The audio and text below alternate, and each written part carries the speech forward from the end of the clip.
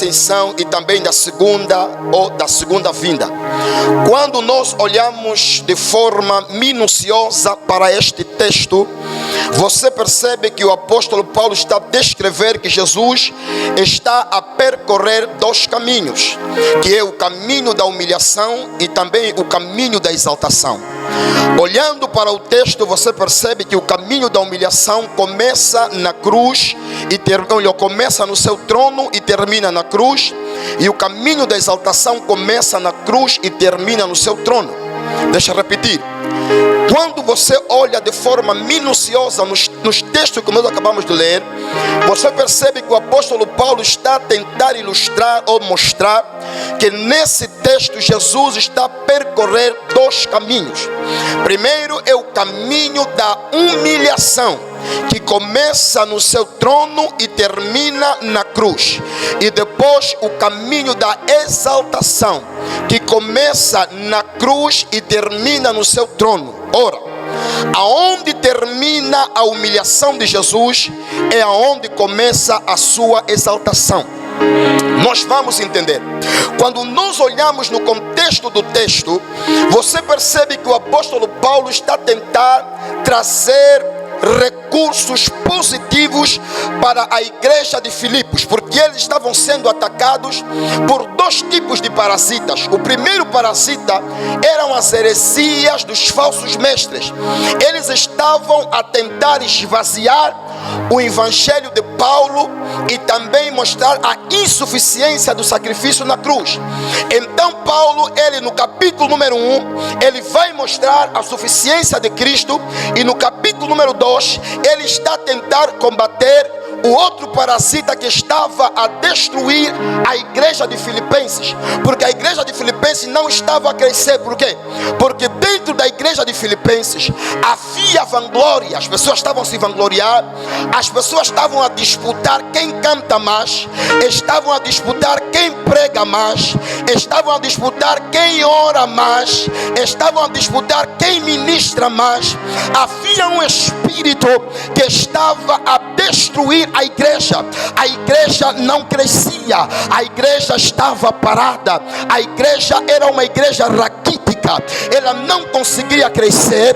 Por quê? Porque havia superioridade ao comportamento de vanglória, pessoas se vangloriando por aquilo que têm e que são, pessoas se inferiorizando por aquilo que são.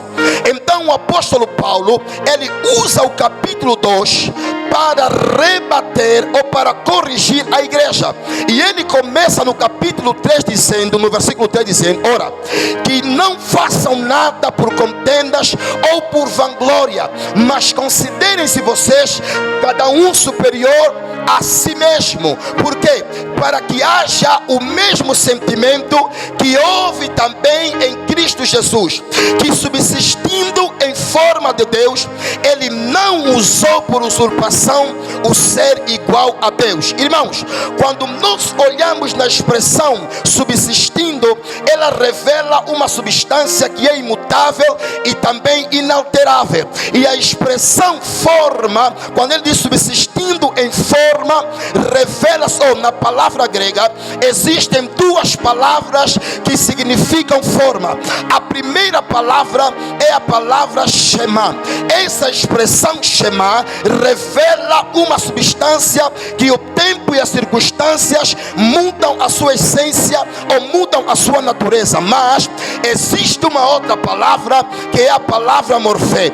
Essa expressão morfé revela uma substância que o tempo e as circunstâncias não têm poder de anular a sua essência, não têm poder de anular a sua originalidade. A palavra que Paulo vai usar não é a palavra Shema, é a palavra morfé, mostrando que Jesus Cristo, quando ele se esvaziou, ele não perdeu a sua essência, não perdeu a sua originalidade. Mesmo se fazendo homem, ele não deixou de ser omnipotente, não deixou de ser omnipresente e não deixou de ser omnisciente. Ele tem todo o poder, ele sabe tudo e também conhece tudo ou está em todo lugar. A Bíblia nos fala em João capítulo número 1 que Jesus está andando com Filipe e eles entram numa cidade e de repente Filipe começa a ir ter com Nataniel e ele chega para Nataniel e diz: Nataniel, nós achamos aquele que a lei fala sobre ele. Nataniel disse: pode de Nazaré vir alguma coisa boa? Então Filipe lhe fala: então vem e vê. Quando ele se aproxima de Jesus, a Bíblia nos fala que Jesus lhe olhou e disse: eis o verdadeiro israelita em quem não há dolo. E Nataniel perguntou: Senhor, de onde você me conhece? Jesus disse: ora, antes que Filipe te chamasse, eu te vi debaixo da figueira. Jesus naquele momento ele está a manifestar a sua omnipresença. Ele não estava lá, mas ele também estava lá no Espírito. Ele manifestou a sua omnipresença. Eu quero te dizer que Jesus Cristo, mesmo se esvaziando, ele não deixou de ser Deus. Por isso é que João vai dizer no seu capítulo 1 versículo 1 que no princípio ele era o verbo e o verbo estava com Deus e o verbo era Deus. Ele estava no princípio com Deus. Todas as coisas foram feitas por ele e sem ele nada do que foi feito se fez.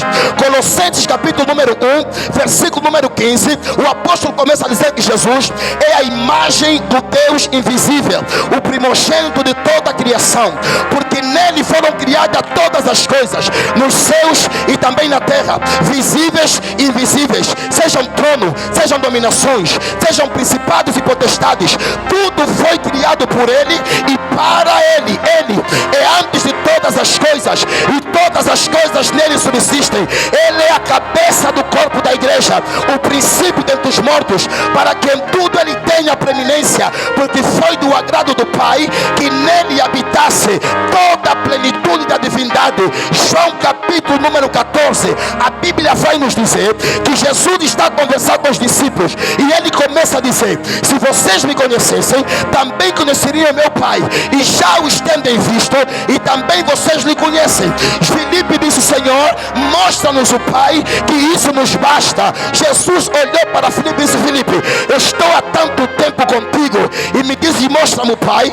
Você não sabe que eu e o Pai somos um e que eu sou o resplendor da glória de Deus, a imagem exata do seu ser? João capítulo número 8, Jesus está a conversar com os fariseus.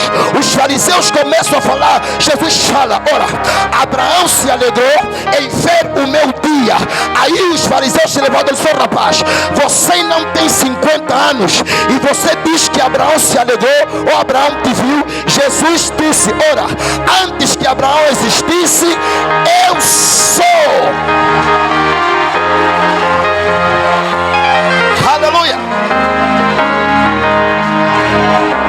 Antes que Abraão existisse, eu sou. Pastor Isaac, a expressão eu sou é um atributo exclusivo de Deus, e tudo que existe tem um princípio. Jesus está dizendo: Abraão existe. Não, eu não existo.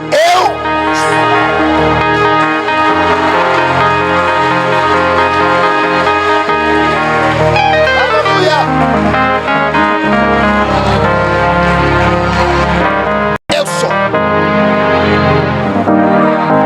E eu fico muito preocupado, irmãos. Jesus é Deus. Jesus não é Deus porque nós lhe adoramos. Jesus não é Deus porque você lhe adora. Jesus é Deus na sua essência. Ele é Deus na sua originalidade.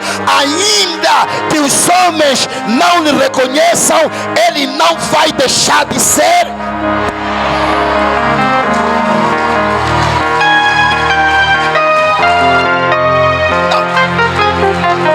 Nós precisamos, irmãos, nós precisamos aprender isso. Porque existem pessoas que pensam que Jesus é Deus porque ele adora, que Jesus é Deus porque ele dizima, que Jesus é Deus porque ele cultua. Até há pessoas que pensam que Jesus é Deus porque nasceu de Virgem Maria. Irmãos, ainda que Jesus nascesse no ventre de uma prostituta, ele não deixaria de ser Deus.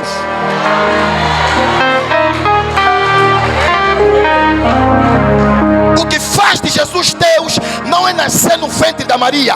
Eu repito, ainda que fosse no ventre de uma prostituta, a essência de Jesus é imutável. Jesus não é Deus por causa do homem, ele é Deus na sua essência. Se você cultuar, ele é Deus. Se você não cultuar, continua sendo Deus. Se você dizimar, ele é Deus. Se não dizimar, continua sendo Deus. Se você vier para o culto, ele é Deus. Se você não vier, continua sendo.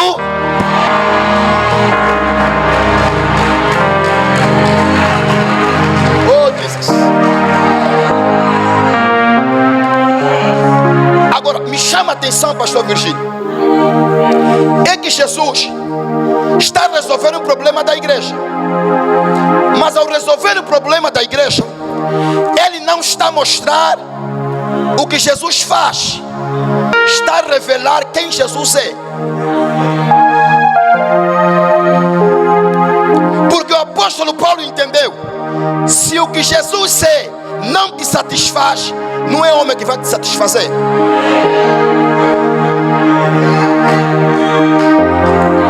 Se o que Jesus é não te satisfaz, não é marido, não é emprego, não é carro que vai te satisfazer.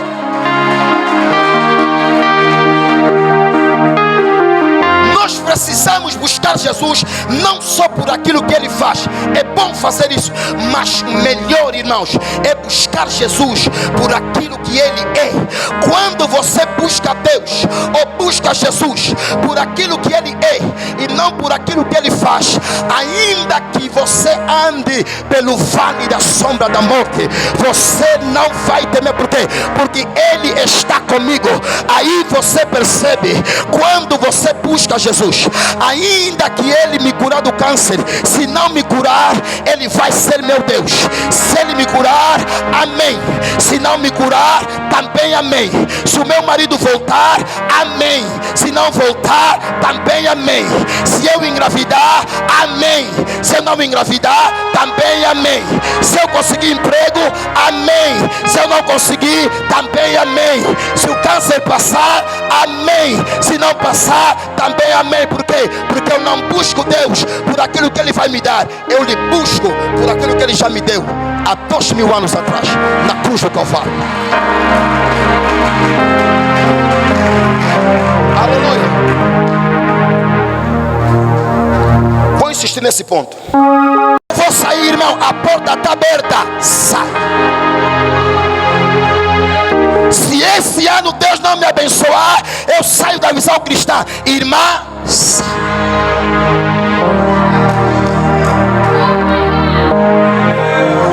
Vou insistir ainda nesse ponto. É muito mimo. Muito mimo na casa de Deus. Deixa só. Depois o pastor Isaac vai falar. Depois o pastor Isaac vai falar sobre isso. Ou o pastor Virgílio, ou o pastor Cef, né? Eu sou mais velho do pastor Virgílio. Acho que sou mais velho do pastor Isaac. E o pastor Serema mais velho, mas os três são moscotas. Yeah? São moscotas, vocês. O pastor Tony também, vocês são moscotas. Esses sabem muito. Aleluia. Sabem muito. Então, irmãos, Paulo está a resolver o problema da igreja. Ele quer falar sobre unidade. E ele está a mostrar quem Jesus é para resolver uma situação da igreja. Ele vai dizer que subsistindo em forma de Deus.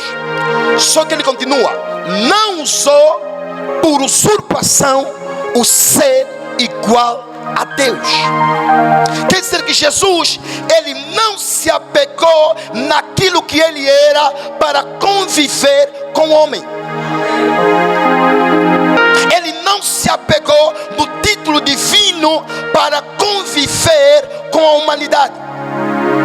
Por isso é que em Marcos capítulo número 10, versículo número 17, 17, a Bíblia conta a história de um certo homem que ele chega diante de Jesus e vai ter duas atitudes anormais. A primeira atitude anormal é chamar Jesus de bom. E a segunda atitude anormal para um judeu é se ajoelhar diante do homem. Primeiro ele chega e chama Jesus de bom. Na mente de um judeu, pastor Isaac, só existe uma pessoa que é boa, que é Deus. E é a resposta que Jesus dá: por que me chamas de bom? Só existe um que é bom, que é Deus. Porque ele não usou por usurpação aquilo que ele era, não usou a glória de Deus para ele mesmo. Aleluia. Ele não usa por usurpação o ser igual a Deus. E é engraçado que Jesus, ele está a trazer uma ideologia de esvaziamento, irmãos. Eu estou a dizer para você que quando você entra por essa porta, irmã, esquece que você trabalha na AGT. Esquece que você é bancária. Esquece que você é profeta. Esquece que você é pastor. Esquece que você é apóstolo. Aqui dentro só existe um título: filhos de Deus e servos do Senhor. Aqui dentro ninguém é maior do que ninguém. Pastor Isaac, eu gosto muito de dar esse exemplo. Eu estava numa igreja e tinha uma miúda. Ela era muito humilde. Muito humilde essa miúda. E um dia a juventude decidiu, pastor Virgínio, dar um almoço. Precisávamos de uma casa com quintal, uma casa abençoada. E ela se prontificou em dar a casa dela. Chegamos na casa dela, pastor. Descobrimos que a irmã não mata bicha pão com manteiga. Ela vivia numa casa reis do chão, primeiro andar. O girador da casa dela não era tipo meu, Lemax ou Kipor. Era girador industrial, aqueles bem grandes. Mas a irmã na igreja era humilde que vocês não têm noção. Não falava nada, sempre nas delas, conviver com as pessoas, calma, vestimenta humilde, afinal vivia bem. Nós fomos na casa daquela irmã, até sauna tinha. Aquelas piscinas que sai água a ferver, né? Para te fazer massagem. Mas ninguém nunca desconfiamos daquela irmã viva assim. E eu depois me perguntei: meu Deus, as irmãs que vivem só num quarto,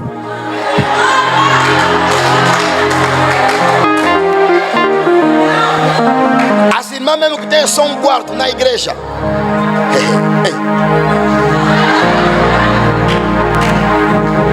aleluia. O punho combina com o cinto, combina com o sapato, mas está dormindo na esteira. A irmã que tinha tudo para se vangloriar, ela preferiu não usar por usurpação aquilo que ela tinha e o que ela era, para conviver com as pessoas. Irmãos, nós estamos a falar de metanoia. E muitas vezes se prega metanoia no contexto de arrependimento, né, que não é errado, é o ideal. Só que eu disse no princípio que eu quero trazer uma ideia coletiva da igreja. Irmãos, nós precisamos mudar o nosso comportamento dentro da igreja e fora da igreja.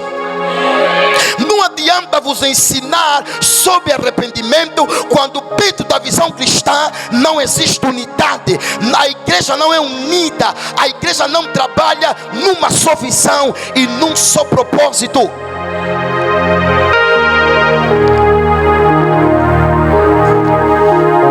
Não só por usurpação o ser igual a Deus, mas ele se esvaziou a si mesmo. E a expressão esvaziar é a palavra grega kenosis, que significa esvaziar um recipiente sem sobrar nada. O esvaziamento de Jesus foi tão profundo que ele se esvaziou. Agora, o que ele está a se esvaziar não é da sua essência, é a adoração que ele recebia, a glória que ele recebia no céu. Por isso é que quando ele ressuscitou, ele vai dizer: Pai, glorifica-me com a mesma glória que eu tinha antigamente. E a Bíblia continua para correr que ele se esvaziou e ele foi obediente até a morte, e morte de cruz. Irmãos, tudo que eu vos falei, Jesus está no trono, ele se esvazia até a morte, e morte de cruz, está na cruz. Só que agora ele precisa subir, precisa voltar na sua glória, precisa voltar no seu lugar, precisa voltar na sua casa. E a Bíblia vai dizer que Deus o exaltou soberanamente e lhe deu um nome que está acima de todo o nome. Irmãos, entendam, o lugar da humilhação de Jesus, aonde Jesus foi humilhado, é aonde ele está a começar a ser exaltado. O lugar da humilhação se tornou o lugar da exaltação. Eu estou a te dizer que o lugar onde estão a te humilhar será o lugar onde Deus vai te exaltar. Você não precisa mudar de bairro, você não precisa mudar de casa. No lugar de desonra será o lugar de honra. Não saia do teu bairro, não abandona teu esposo, não larga teu filho. Aonde estão a te envergonhar é aonde Jesus vai te glorificar. Eu estou a dizer para pessoas neste lugar: você olha para a tua vida, você olha para a tua família e você vê que parece é só vergonha.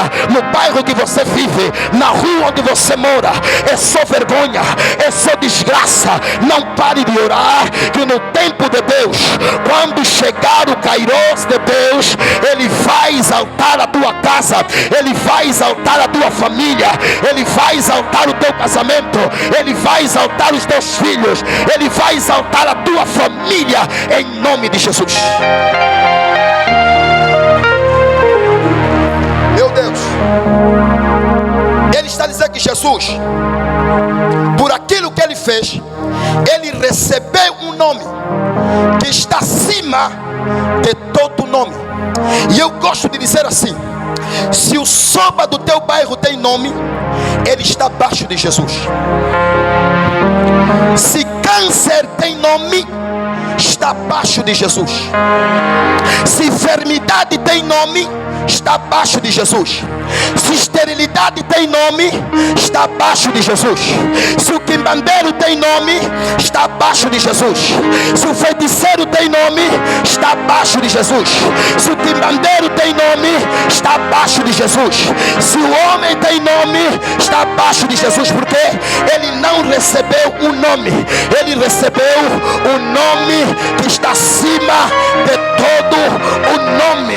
Por isso eu venho nesta noite, pelo poder que há no sangue de Jesus, dizer para a tua vida: toda enfermidade que tem nome, toda enfermidade que tem nome, eu estou a decretar agora, pelo poder que há no sangue de Jesus, toda enfermidade sai agora, toda enfermidade sai agora, toda enfermidade sai agora, em nome de Jesus. Oh meu Deus,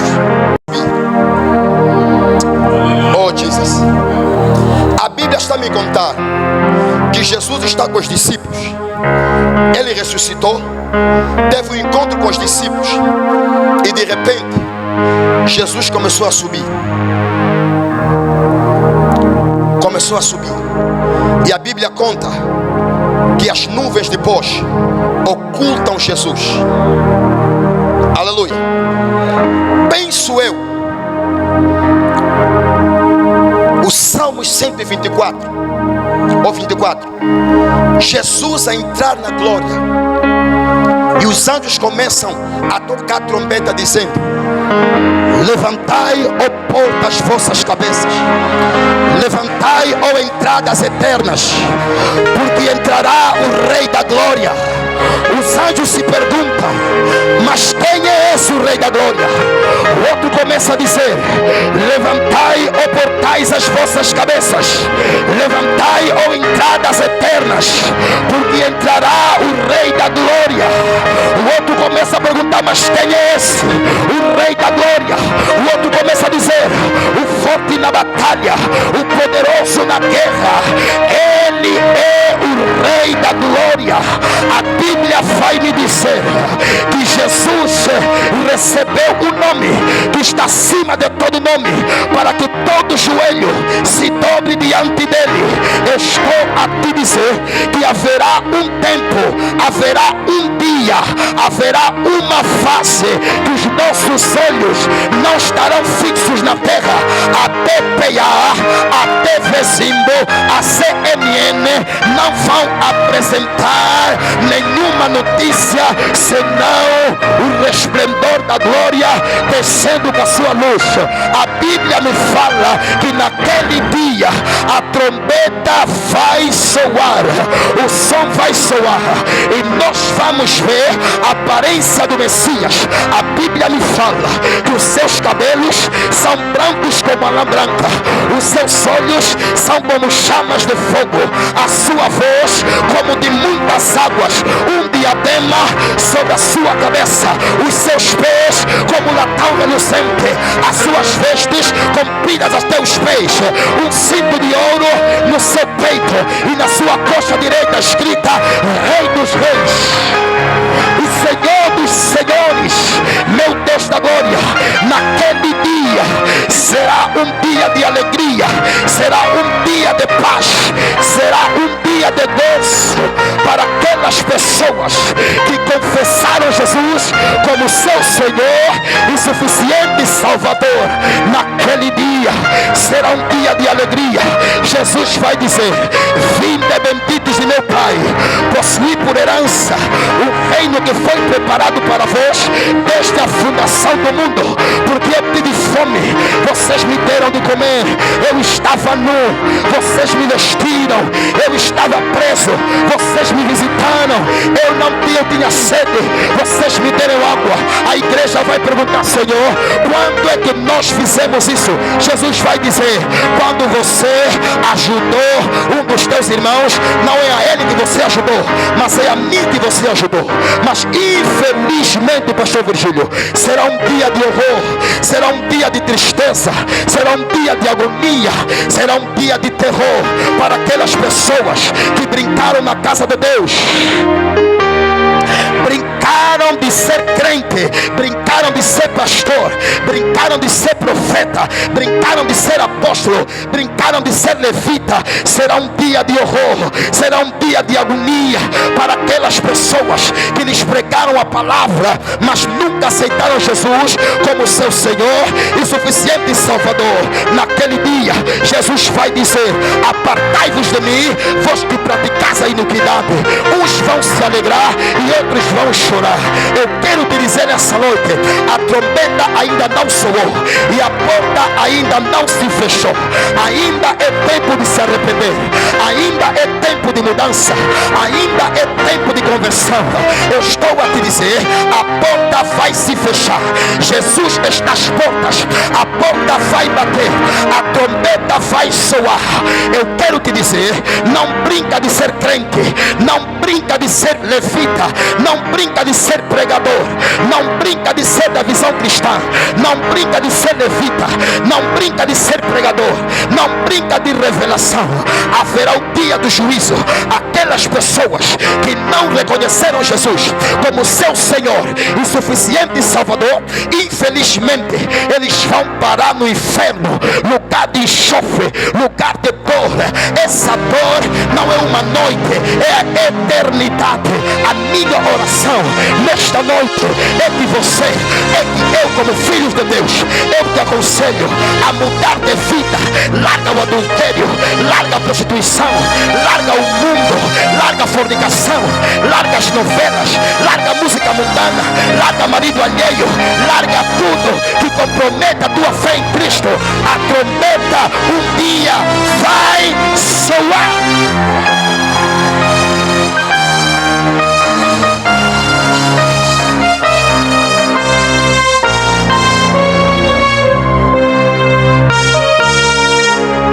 Pastor Virgílio, Pastor Sérgio, a trombeta um dia vai soar. Oh, Jesus. E a Bíblia vai dizer que todo joelho vai se dobrar diante dele. Tudo que tem joelho no céu, na terra e debaixo da terra, quer você queira ou não, quer os bruxos queiram ou não, todos vão se dobrar diante de Jesus e dizer: verdadeiramente Jesus Cristo é o Filho do Deus vivo. Naquele dia eu estou a te dizer, se João Lourenço tem joelho, vai se dobrar. Se Donald Trump tem joelho, vai se dobrar.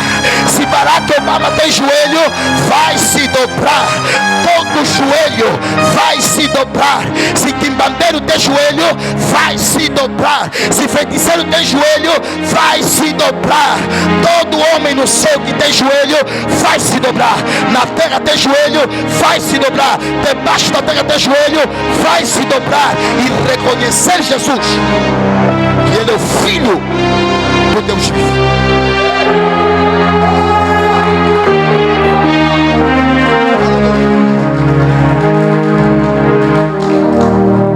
Irmãos, o apóstolo Paulo fez esse todo espetáculo só para falar sobre unidade na igreja.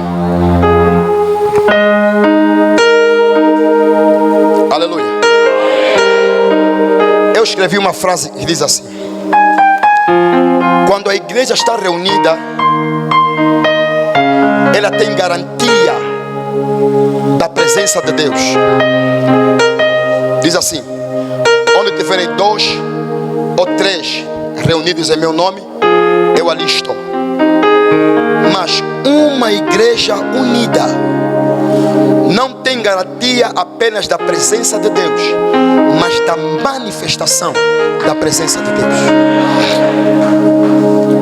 Se nós queremos experimentar uma verdadeira metanoia no contexto holístico, a igreja precisa ser unida. E o maior inimigo da unidade é a divisão. Aonde há divisão, Deus não opera. E a palavra divisão, divisão, 2 visões. Deus não vai trabalhar aonde há 2 pessoas a liderar, aonde há 2 visões.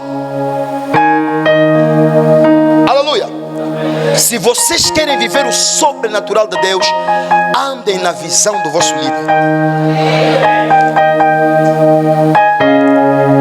Não estou a lhe tirar fiança porque é meu amigo, estou a falar mesmo de Bíblia.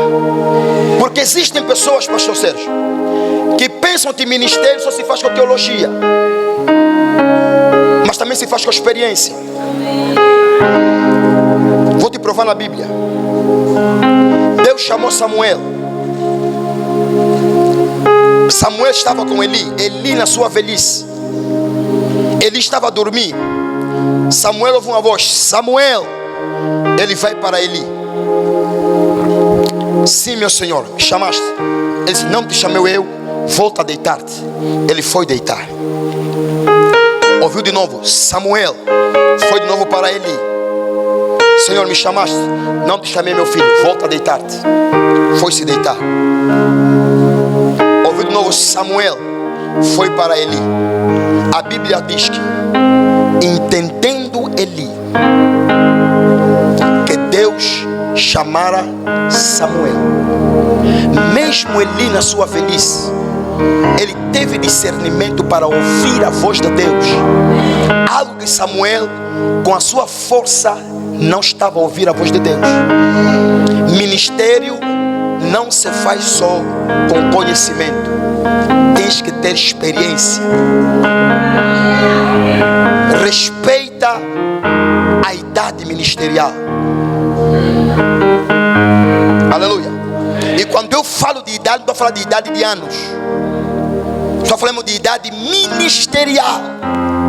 Há caminho que nós vamos passar, que os pastores aqui já passaram, nós ainda não passamos. Estamos a ver agora que mesmo com os erros dele, temos alguma coisa para aprender deles.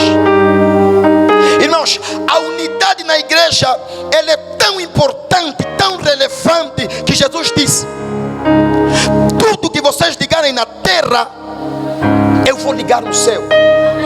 Aonde há concordância na terra, eu ligo no céu. Porque a unidade atrai o favor de Deus. Quando vocês concordarem, não, a partir de hoje nós vamos concordar em crescer, apoiar o ministério do pastor, para que o nome da igreja vai, para que o nome de Jesus vai. Vocês estão a concordar aqui embaixo, Deus está a ligar lá em cima. Quando vocês estão num propósito de batalha espiritual e todos estão na mesma visão, todos estão na mesma sintonia, vocês estão a ligar. Irmãos, pode vir que em bandeiro aqui não vai prevalecer, porque há o espírito de unidade. Aonde há unidade, Jesus não está só, Jesus se manifesta naquele lugar. E quando Jesus se manifesta, a tristeza vai e a alegria vem, a doença vai e a cura.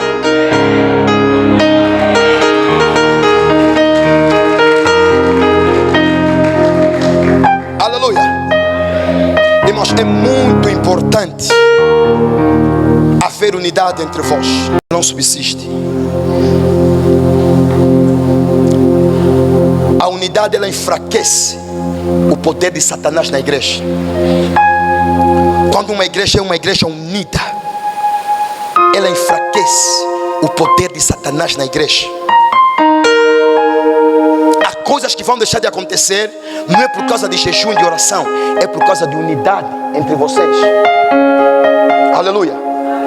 Nós precisamos viver essa unidade de forma sobrenatural. Quando eu falo de unidade, irmãos, não estou falando só aqui na igreja. Por quê, pastor? A unidade na igreja, ela coloca equilíbrio no corpo de Cristo. O comportamento da igreja aqui é o mesmo comportamento lá fora. Vou só espremer um pouco esse ponto e vou terminar. Irmãos, quando uma igreja é uma igreja unida, ela é uma igreja nivelada. A glória que você sente aqui é a mesma glória que você vai sentir em casa, no trabalho. Eu não concordo com alguém que diz que vive em unidade, ou é alguém que está na palavra de Deus. Quando está aqui dentro é uma pessoa, quando está lá fora é outra pessoa. Quando está aqui é de Deus, quando está lá é das trevas. Quando está aqui canta louvor, quando está lá dança do camboá. Quando está aqui é adoradora, lá fora é segunda mulher. Quando está aqui é intercessora, lá fora é uma mulher rixosa. Não, quando há unidade na igreja, o comportamento da igreja é um comportamento nivelado. O que eu sou aqui, eu vou revelar lá fora. Aleluia. Eu quero te convidar a se colocar de pé.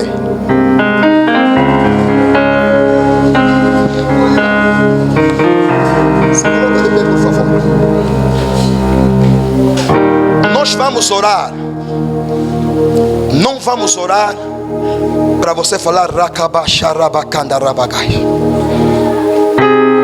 nós vamos orar para que a visão cristã seja uma igreja unida. Se vocês velarem pela unidade, o resto é responsabilidade de Deus. A glória vai descer, cânceres serão removidos, tumores serão removidos. Por quê? Porque há concordância no meio da igreja. E aonde há união, aí o Senhor ordena bênção, e bênção para sempre. Fecha os teus olhos e começa a orar a Deus. Pai,